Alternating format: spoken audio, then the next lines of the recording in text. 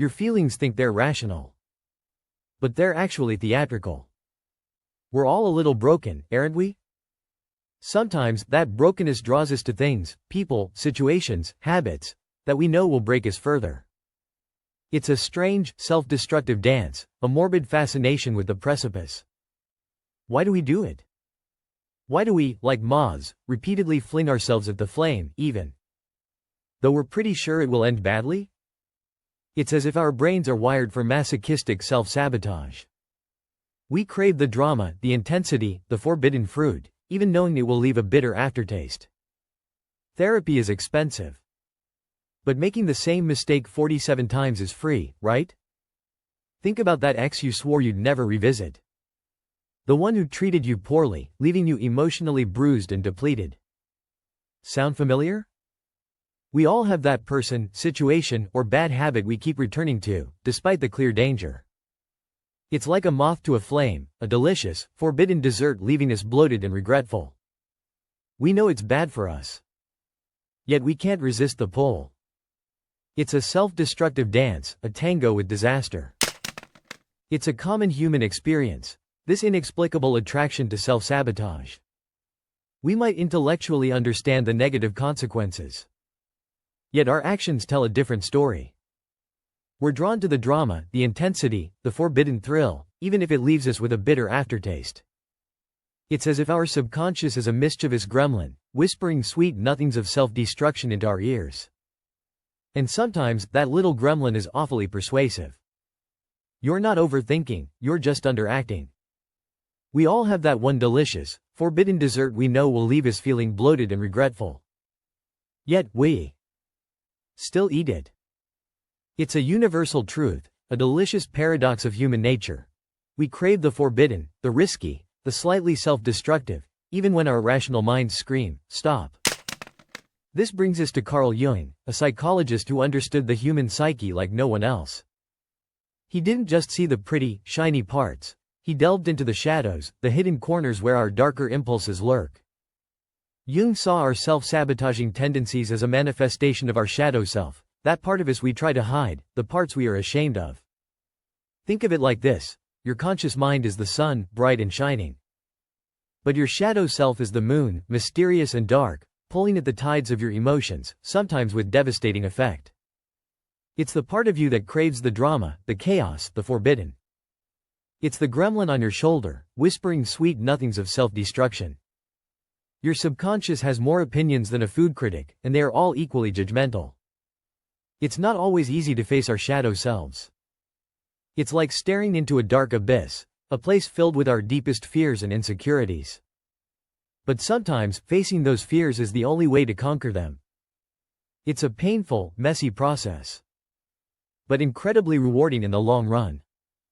It's like peeling an onion, layer by layer, until you reach the core of who you really are. And yes, it might make you cry.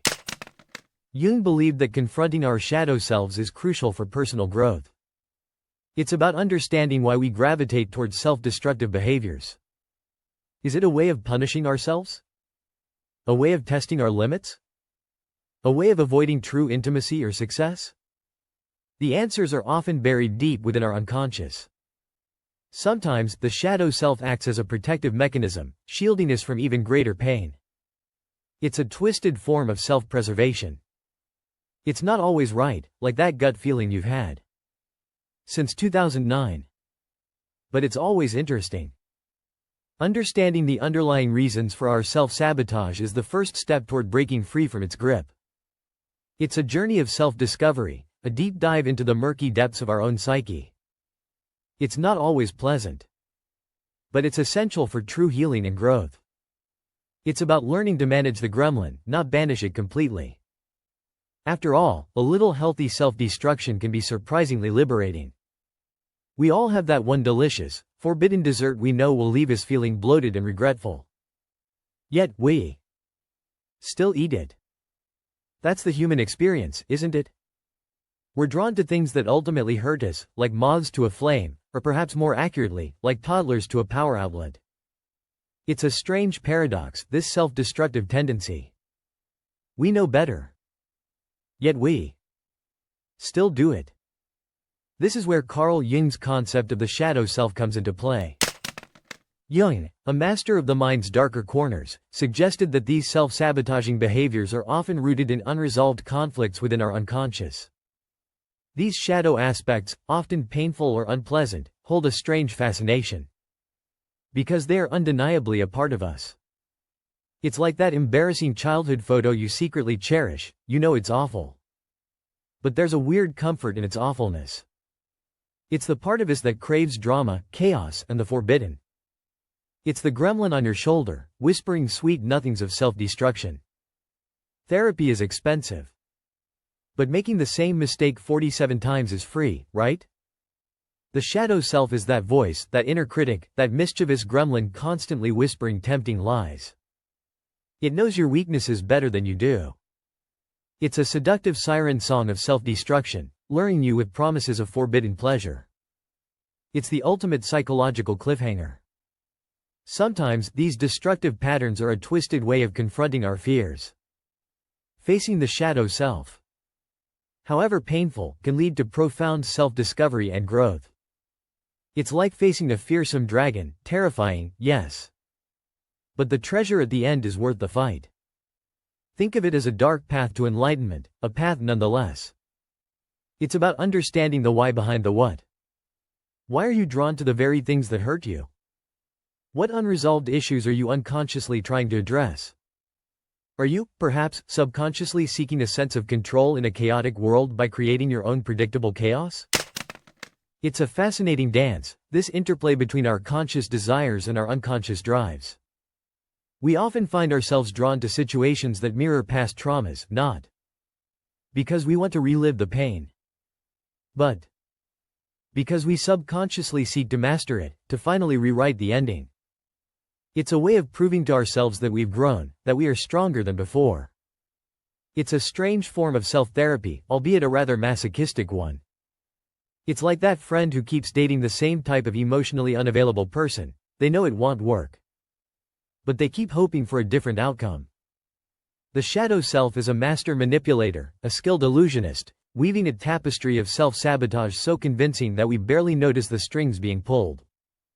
It's a complex psychological puzzle, and understanding its nuances is key to unlocking personal growth and freedom. It's a bit like a detective story, really. You are the detective, your life is the crime scene, and your shadow self is the elusive suspect.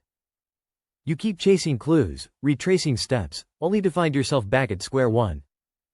The frustrating part is, you know the suspect is there, lurking in the shadows of your unconscious, whispering insidious suggestions. But catching them, understanding their motives, that's the real challenge. That's where the real work begins. The key is to not ignore the suspect, but to understand their motives, to learn their language. You see, the shadow self isn't inherently evil, it's simply misunderstood. It's a repository of repressed emotions, unresolved conflicts, and unprocessed traumas. It's the part of you that you've tried to bury, ignore, and pretend doesn't exist.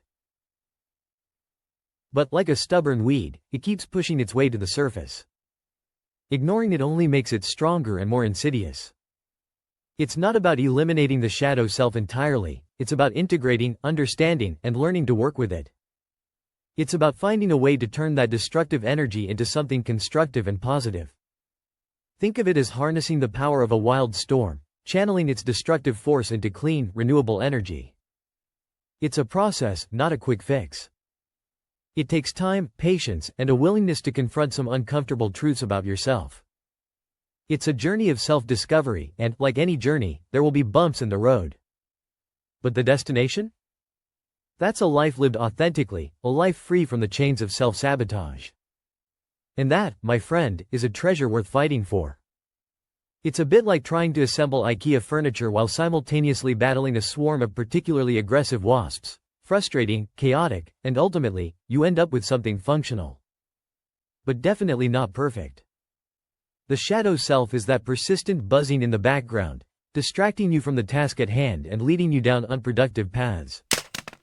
Jung believed that by confronting these shadow aspects, we can achieve a more complete and integrated sense of self. It's not about eradicating the darkness, but about bringing it into the light. Think of it as a messy closet. You don't throw everything away. You organize it, find what's useful, and let go of what's no longer serving you.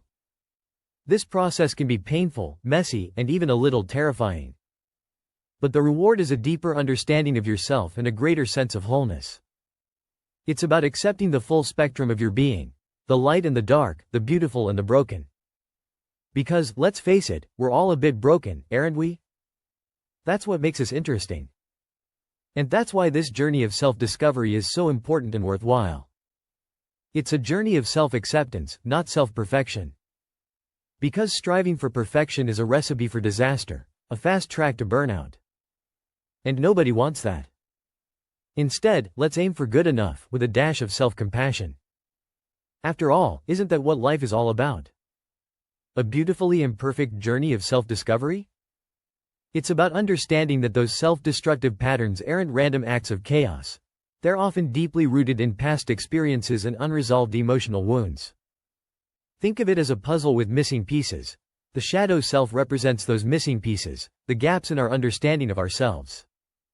Until we find those missing pieces, the picture remains incomplete, and we're left with a nagging sense that something is off. And that's where the work begins, the painstaking process of piecing together the puzzle of our lives, integrating the light and the dark, the good and the bad. It's not always easy, and it's definitely not always pretty. Sometimes, it feels like you're fumbling around in the dark, bumping into furniture and tripping over your own feet. But with patience, self-compassion, and a willingness to confront uncomfortable truths about yourself, you can begin to assemble a more complete and accurate picture of who you are. You might even find that some of the missing pieces aren't missing at all, they were just hidden, waiting to be discovered. And that discovery, my friend, is incredibly powerful. It's the key to unlocking a more authentic and fulfilling life.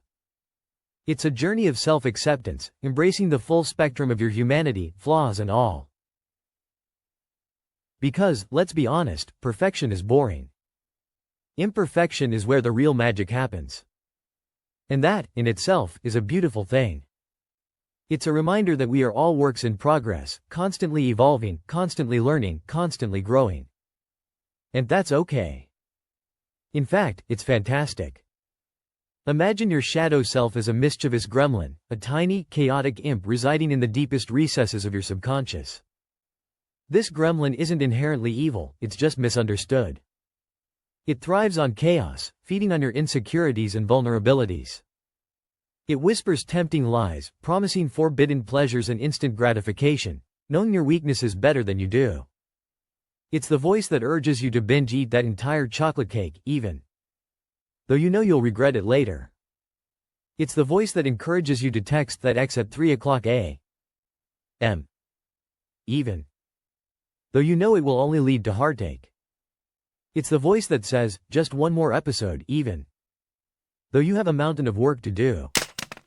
This gremlin isn't trying to sabotage you out of spite, it's simply acting out of a desperate need for attention.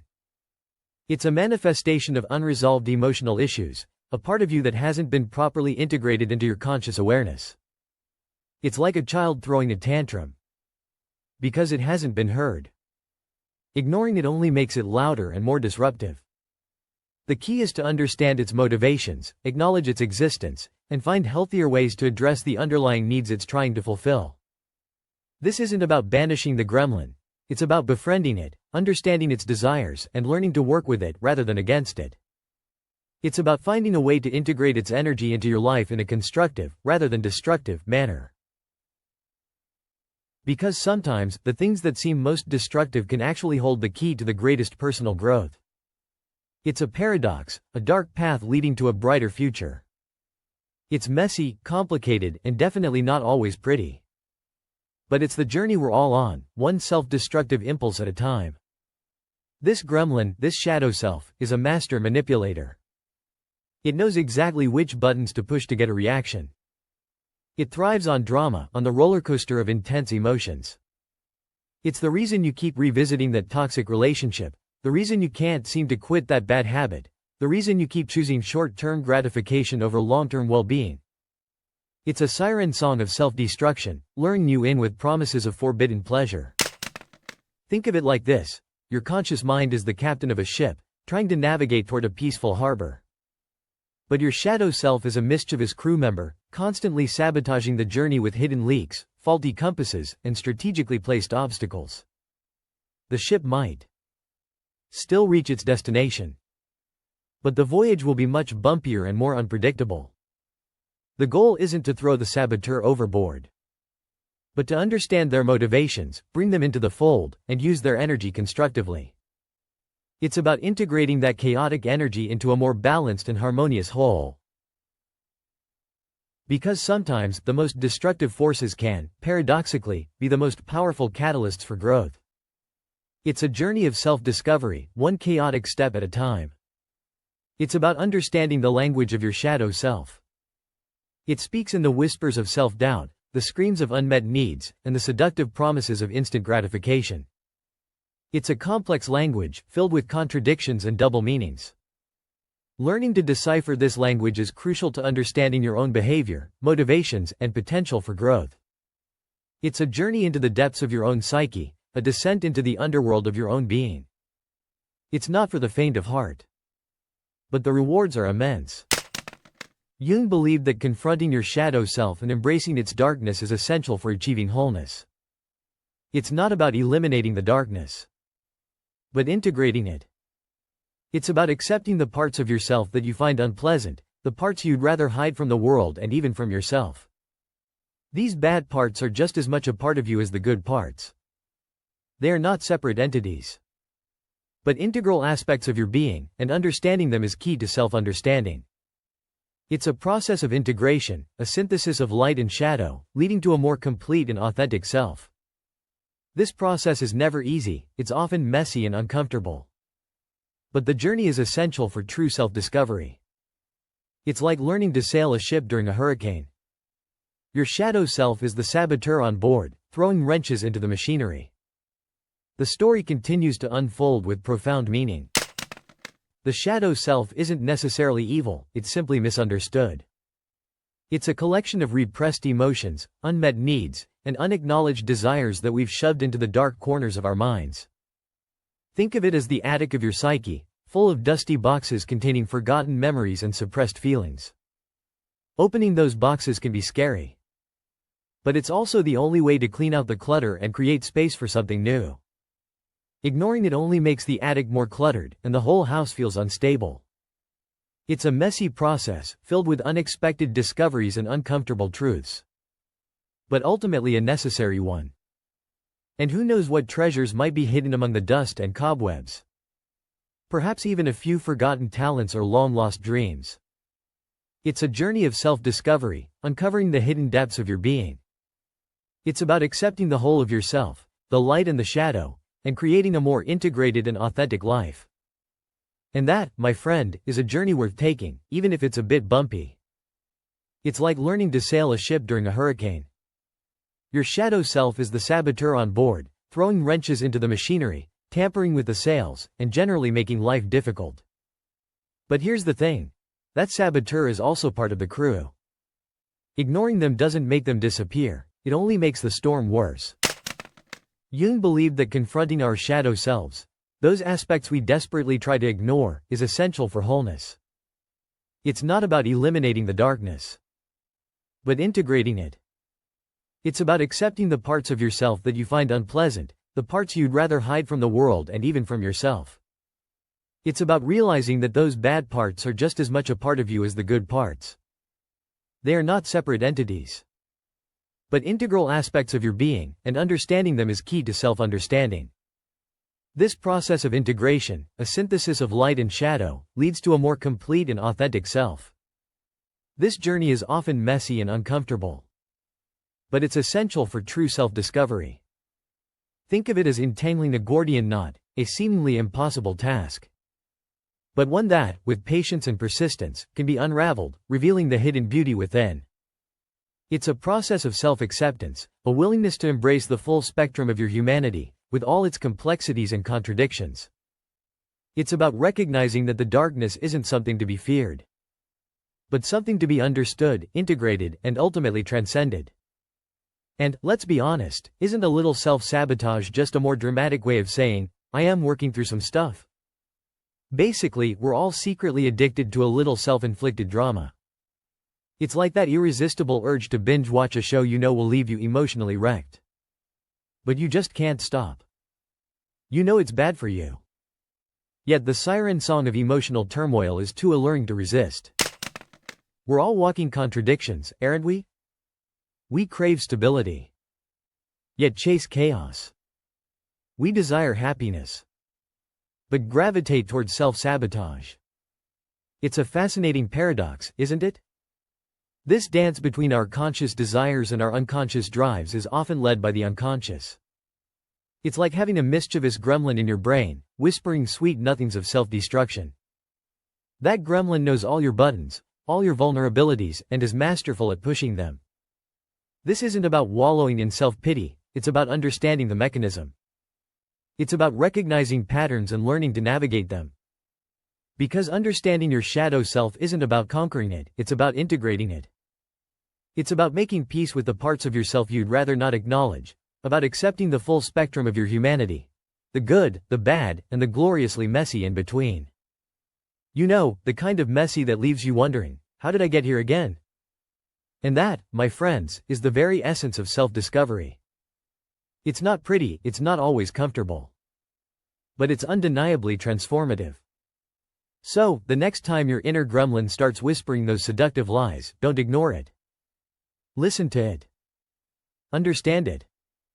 And then, maybe, just maybe, you can finally start to tame it. Therapy is expensive. But so is the emotional equivalent of repeatedly banging your head against a wall. Choose wisely. You think you are being relatable when you're actually being desperate. We all did, don't we? We pretend our flaws are quirky charms, our self-destructive tendencies, passionate living. But sometimes, the truth is a little less glamorous. Think about that time you knew a relationship was toxic. Yet you clung to it like a life raft. Or that job that sucked the soul right out of you. But the fear of the unknown kept you chained to your desk. We all have our own versions of this self-sabotaging dance with disaster. Carl Jung, that wise old Swiss psychologist, called this our shadow self. He said it's the part of us we try to hide, the darker, less palatable aspects of our personality. It's the stuff we bury deep down, the things we're not proud of. It's like that embarrassing childhood photo you desperately try to keep hidden from the world. You know it exists, it's a part of your history.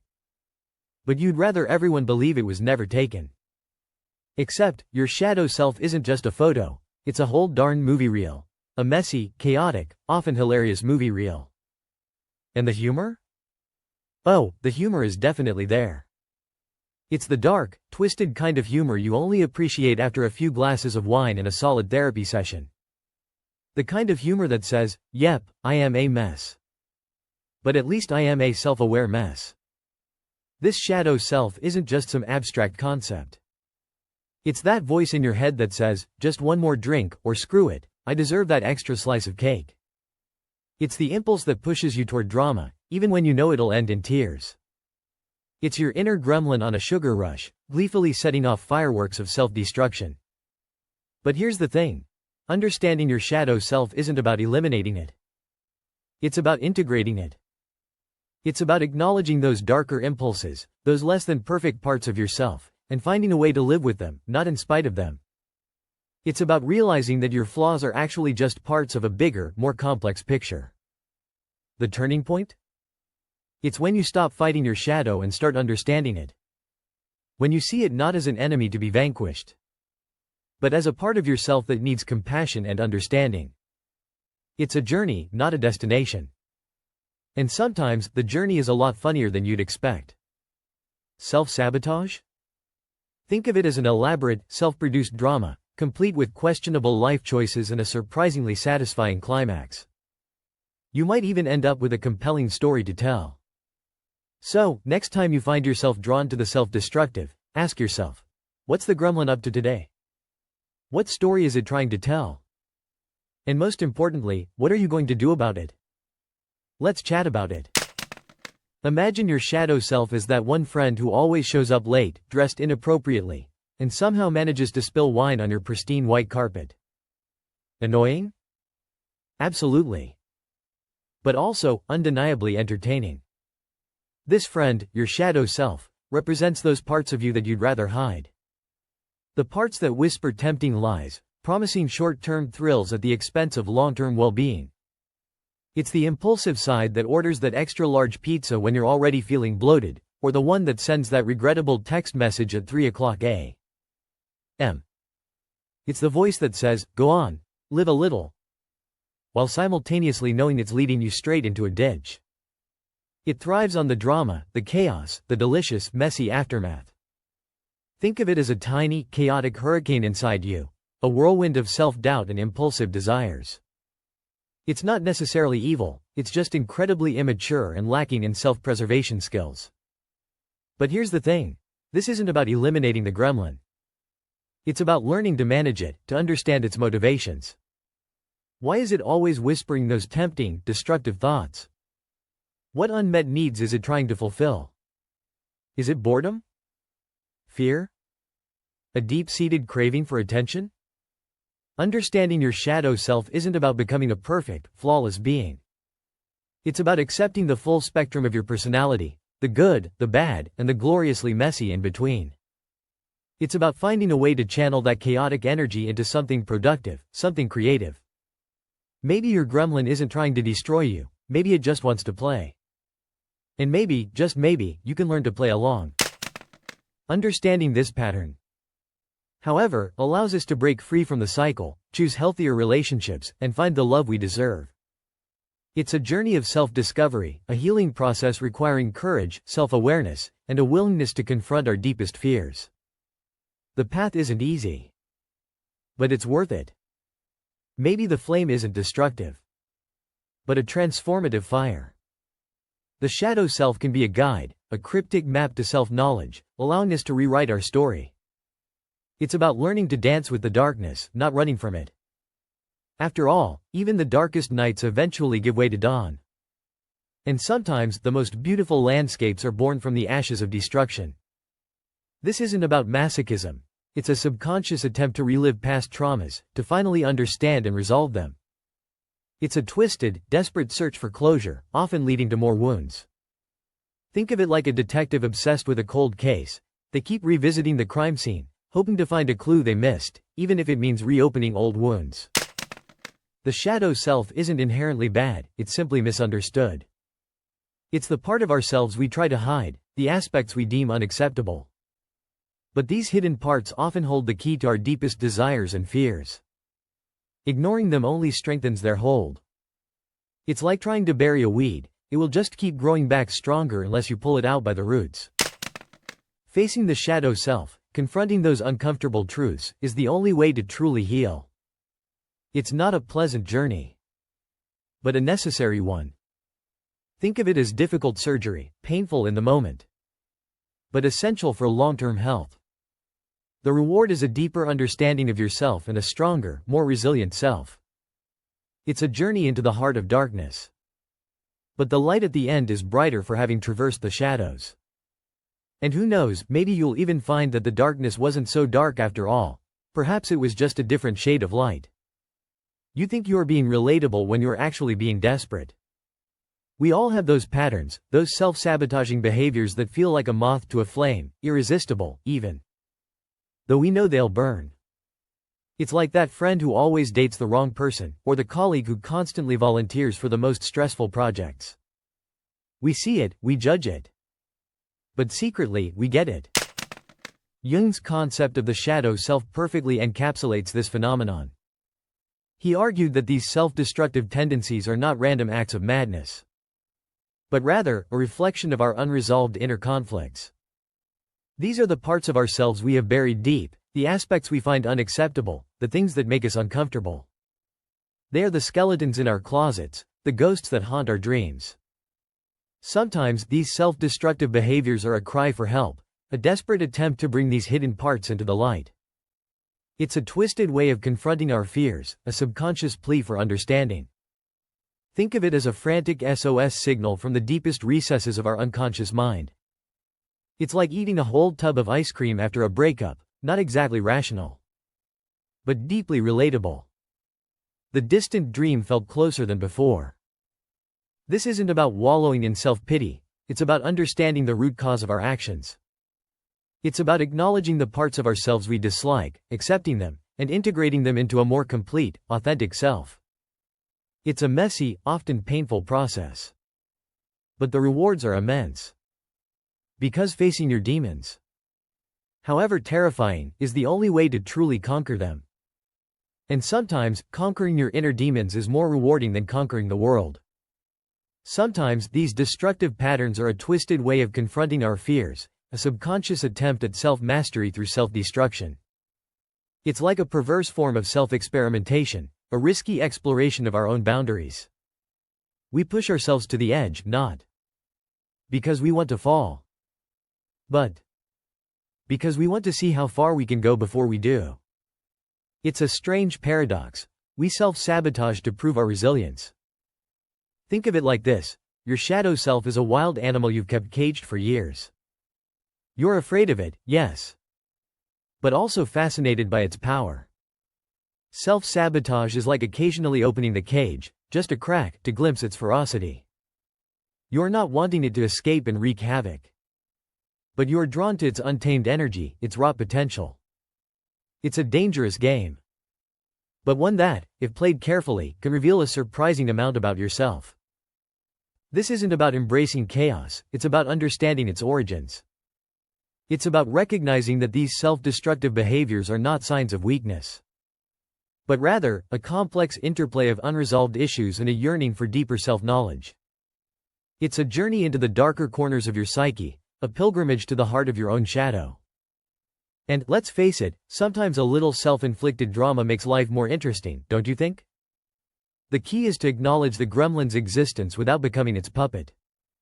Understanding the underlying reasons for your self-sabotage is the first step toward breaking free. Recognizing the pattern is half the battle. Acknowledging your shadow self gives you power over it. It's about learning to tame the gremlin, not banish it entirely. It's a delicate dance, a negotiation between the conscious and the unconscious. You're not trying to erase the shadow, but to integrate it, to understand its whispers, its motivations, its desires, to bring it into the light, where it loses its power to manipulate you. Think of it as a process of befriending your inner demons, not conquering them. It's not about eliminating the darkness, but about illuminating it. It's about finding the wisdom hidden within the shadows, the lessons learned from mistakes, and the growth gleaned from pain.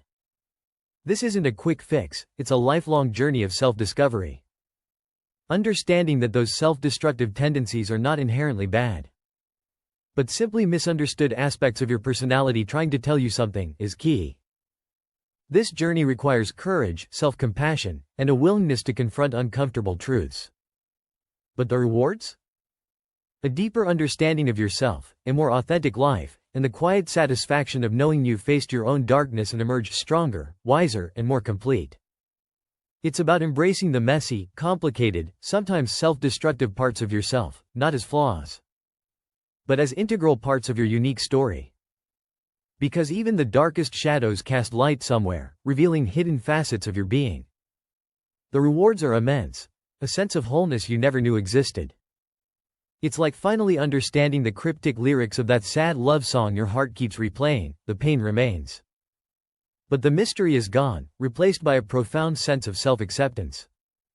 It's not about erasing the past, but about integrating its lessons into your present. Suddenly, those self-sabotaging behaviors don't seem so alluring. The gremlin's whispers lose their seductive power, becoming more like nagging anxieties you can manage, rather than commands you must obey. You begin to see patterns, connections, and underlying needs you hadn't realized were driving your actions. This isn't about becoming a perfect being, free from all flaws. That's a myth. It's about accepting your imperfections, vulnerabilities, and shadow self as integral parts of your authentic self. This understanding allows you to make more conscious choices, navigating life's challenges with newfound clarity and self-awareness. It's a journey of self-compassion, where you treat yourself with the same kindness and understanding you would offer a dear friend struggling with similar issues. You're not just surviving, you're thriving, embracing the complexity of your being. The path to self-acceptance is rarely easy, but the destination is worth the journey. It's a bit like learning to ride a bike. You'll fall, scrape your knees, maybe even cry a little. But eventually, you'll find your balance, and the freedom is incredible. And let's be honest, those scraped knees make for great stories later on. Think of it this way: your shadow self isn't something to be eradicated, but a powerful ally if you learn to understand it. It's like having a mischievous pet. Sometimes it will pull pranks, maybe even bite you. But you wouldn't want to get rid of it entirely. The key is to train it, to guide its energy toward constructive rather than destructive behaviors. This takes time, patience, and a healthy dose of self-compassion. It's not a quick fix, a magic pill, or a one-size-fits-all solution. This journey of self-discovery is a marathon, not a sprint. There will be setbacks, moments of doubt, and perhaps even a few epic fails along the way. But each stumble, each fall, brings you closer to understanding yourself, to accepting your flaws, and celebrating your strengths. Remember, you are more than just your shadow self. You are the sun, the moon, and all the stars in between. You are a masterpiece, a work of art. Still in progress, and beautifully imperfect. Self-destruction? More like self-exploration with extra angst. It's a messy, chaotic process, a bit like trying to assemble IKEA furniture without instructions. Lots of frustration, a few choice words, and maybe a few tears. But eventually, you get something functional. And possibly a little wonky. But hey, at least it's yours. It's uniquely you, with all its quirks and imperfections. The journey inward isn't always pretty. It's often messy, uncomfortable, and even painful. But think of it as a deep clean of your soul, getting rid of the cobwebs, the dust bunnies of unresolved trauma, and the lingering scent of past regrets. Once the cleaning is done, you'll find a sparkling, vibrant space within, ready to be filled with joy, love, and a whole lot of self-acceptance.